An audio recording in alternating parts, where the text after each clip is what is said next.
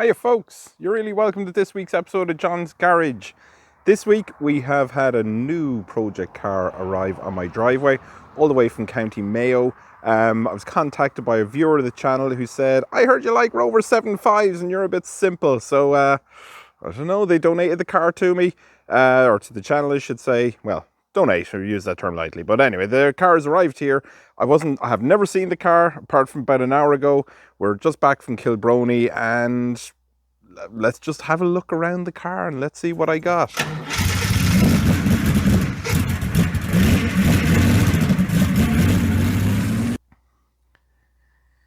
So here we go, folks. It is a 2004 Rover 75 or 75, whatever way you want to pronounce it. It's not bad. It is not bad at all. Now, the owner rang me and they said, are you happy with it? And I said, yeah, absolutely. I said, a friend of mine has an expression for a car like this. It is 10 out of 10 from 10 yards. And that pretty much sums up the car, okay? You got a good look around it there. I absolutely love these Rover 75s. I think they're an absolutely brilliant car. Hugely underrated. Massively underrated, in fact. Underrated when new. Well, to be fair, I couldn't blame anyone not buying them when they were new because the company was in a lot of turmoil. But as a used car later on, these were actually a bargain. And a smart buyer could get something with a huge amount of spec, a lot of reliability, I'm going to say that, as long as they bought the right one. And what was the right one? Well, you might have seen the badge on the back, but if we lift the bonnet, we'll see exactly what the right one was. This one. Intercooled common rail. So that is the BMW engine that is in this one. But the good thing about this particular one was it didn't have a BMW turbo. It came with, if I'm not mistaken, was it a Mitsubishi turbo? I can't remember, but it had a different turbo fitted to it and a different map to the engine, and reliability went through the roof. It was brilliant. Okay, very, very reliable unit. And there's one other thing you can do to this car that could have been spec'd up when it was new to make it even more reliable. That's this. An automatic gearbox. Okay, so none of the clutch woes that affected 75s with their slave cylinder. This is quite a simple, quite a straightforward process and quite a straightforward car. Beautiful interior. Very nice wood veneer dash, or made from the best plastic trees that Britain had to offer. That nice Rover badge on the grille, on the steering wheel I should say. Now this particular one is unusual. It's unusual for the spec that it has. It's actually got quite a good spec. So what has it got? You got heated seats, traction control and cruise control, and on top of that then you also have a sunroof, and it doesn't leak. Even more amazing. Now, this car is not without its foibles, so we'll talk about those in just a minute, but I did put in a small battery that showed up. It had just over 90,000 miles, or just short of 91,000 miles, but other than that, everything worked. Unfortunately, I haven't been able to start it. Now, what I have been able to do is test all the electrics. So right now I have the battery out of it. I have dropped into a friend in town who's charging it up on a more professional charger than I have, and we'll see if life comes back into it. But I did test the electric windows. They all work. The left power fold window does work. The right one, the motor tries to work. You can see the glass is broken. There was this lovely little modification put in here. Ooh, that's making my belly look huge. And that unfortunately holds the mirror in place to stop it falling off, but it doesn't work. Okay. There's also some beautiful, impressive repairs, paint repairs done to this car. They affect both wings, so they'll need something done with them. You have memory electric front seats, and the front electric seats work. Well, the driver's one does anyway. Yeah. The rear's a slightly different story. I'll talk you through all this in a minute.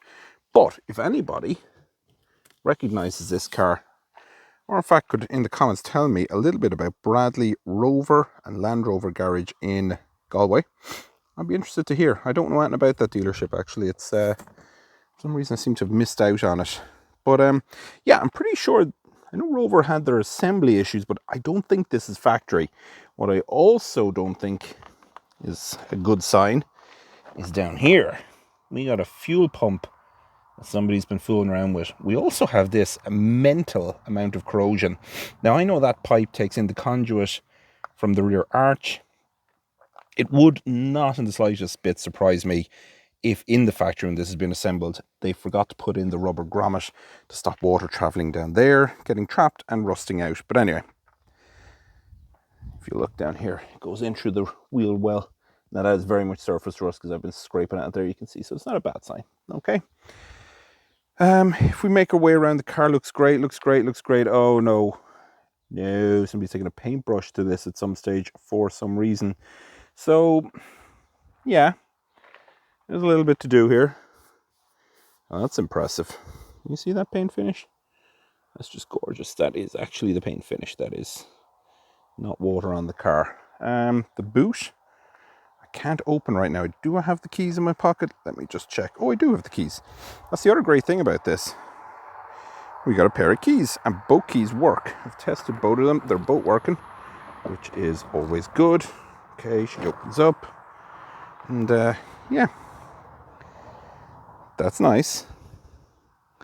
Now, I'm going on the fact there's a little bit of mildew there. That's pretty much telling me that the rear light gaskets have failed, which is very common. A little bit the same on this side. Very common again. Nothing there that's worrying or anything like that. Obviously, the disassembly here is a little bit worrying, but we'll figure that out. Come around here. Is that dirt or filler? Possibly both. We'll figure that out. That's nothing to worry about. This door opens again. As I said, I've tested all the electric windows, so they're all working. The leather seats, well, from what I can see from here, are free from rips or tears. Ooh.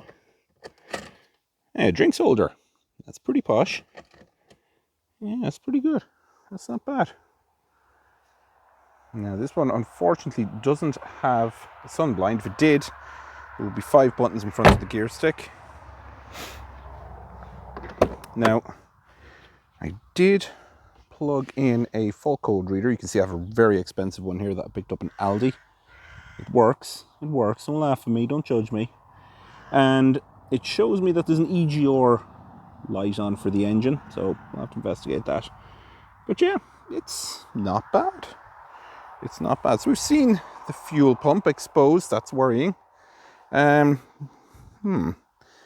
What's going on up here? Oh, that's the ECU. Yeah, that looks factory. That's probably factory fresh.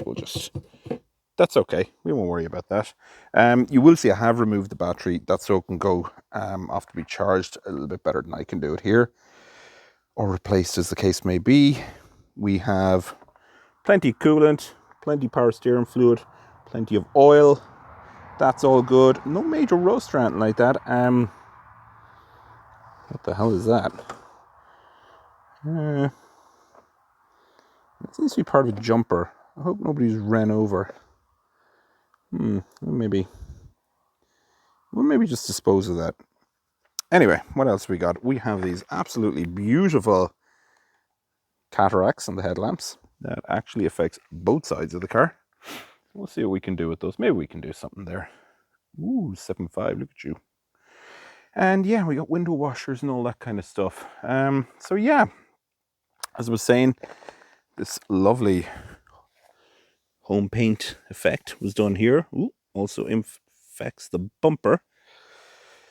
Yeah, so I don't know what to think, folks.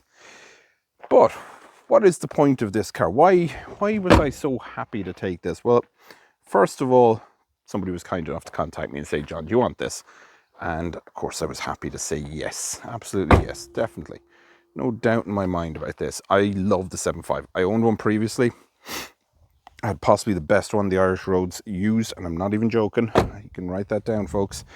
And for whatever reason, I took a head wobble and I sold the blasted thing, and I shouldn't have done that. And ever since I did it, I regretted it. But this person's been kind enough to contact us and say, hey, get this back on the road if you want a project car. So that's what we're doing. So this, you know, the MR2's channel project, and that's fine. The MR2 will be getting tackled during winter. But I'm hoping this is something I can do myself. Previous owner rescued it from the scrappage scheme. It was one owner up to that point. I haven't done background checks or done any of that jazz with it. To be honest, I took everybody at their word in this. I'm a trustworthy guy. But mileage-wise, given the condition of the seat, I have no reason to doubt the mileage. I've owned these, so I know what I'm looking at here. Given the condition of the steering wheel, again, no reason to doubt the mileage. I'm pretty happy with all that. So there you have it. Now, I'm hoping tomorrow to get this absolutely stately looking Rover 7.5 started, get her fired up, assuming the ECU is okay, assuming the fuel pump is okay. There shouldn't really be a reason for this car not to start once I have a fresher battery to do so. But what I would say to you folks is, if anybody could help out with a couple of parts, pair of front wings in this colour, pair of bumpers too in this colour if you have them as well, and one of these wing mirrors, driver's side one, power fold preferably. And there's one other last thing. Well, I hope the headlamps would polish out, but God, if anybody has those also, they would be great. It's also a different set of alloy wheels. They're more like big chunky 5-spoke or multi-spoke things. If anybody has a nice good set of alloy wheels for this, not too, whoa, hold on a minute. I've just noticed we got a full set of Michelins. That's good. That's nice.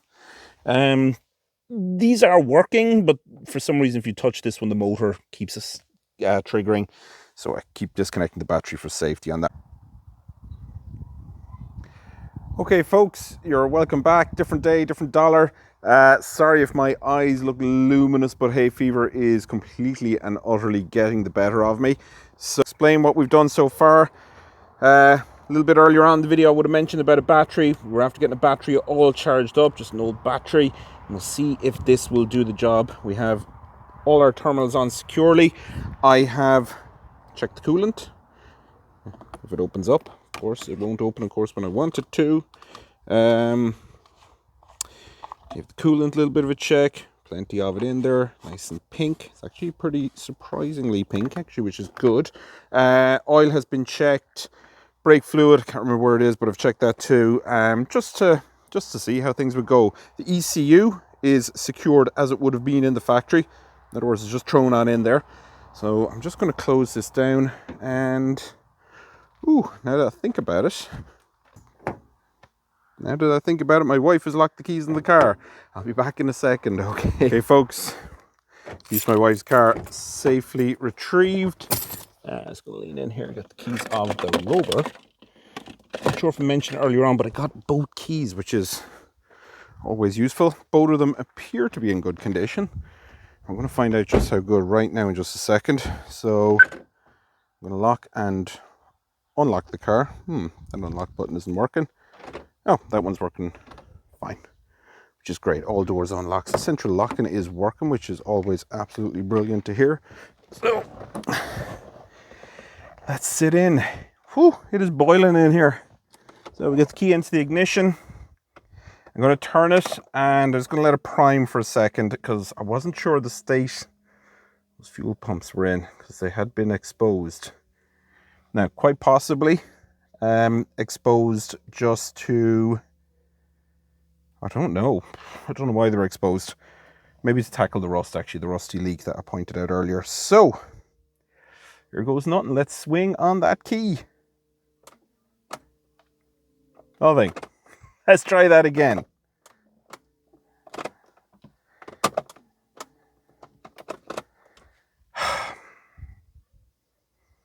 The frig.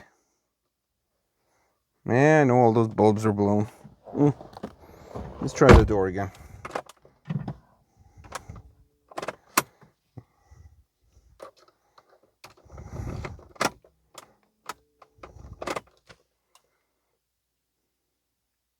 I don't know. Let me go back and check. Okay, so I've gone out. I've checked the battery terminals. Steering lock is just activated. Rock it with my knee. She just ain't going. Now that's interesting. Is it the battery? Is it something more sinister? This just ain't going to be an easy one. I'm going to blame the battery. I'm going to take the battery out and I'm going to stick it on a charger again because this is going nowhere. So the mystery continues. Okay, so the mystery continues. I've just thrown that charger onto a battery tester. It's done. It's pancaked. Now, it was a used battery, so I wasn't expecting anything out of it. So I'm going to have to go pull a battery out of a car that I know was good and I know was running and just see what happens. Or jump start it. Who knows? We'll see. Okay, folks. So what I've done now is disconnected the battery. I've left it sit for 15 minutes. I've reconnected it. I've also, Anna attracted a young passenger along the way, and let's see what happens this time.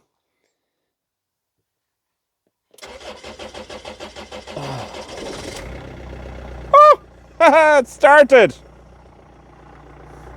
Ooh.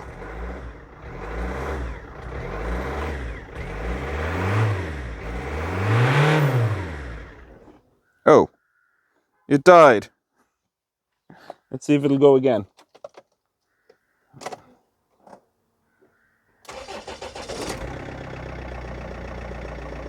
Nice work.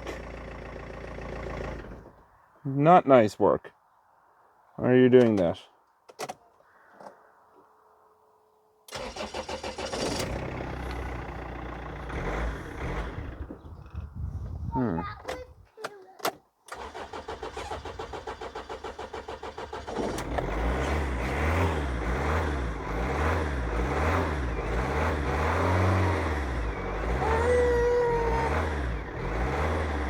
Okay, Anna.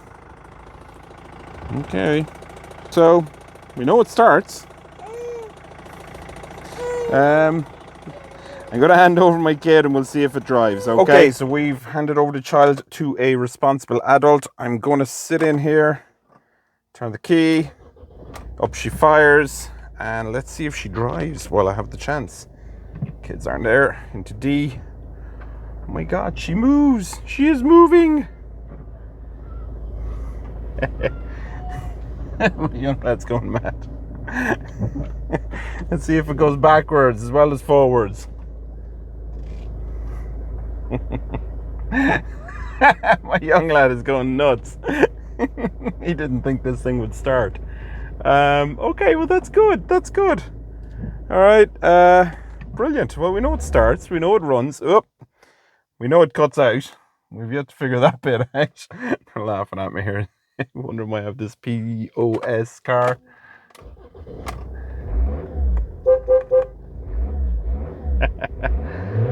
There we go. We know it works anyway, so let's see how we get on with this one, folks.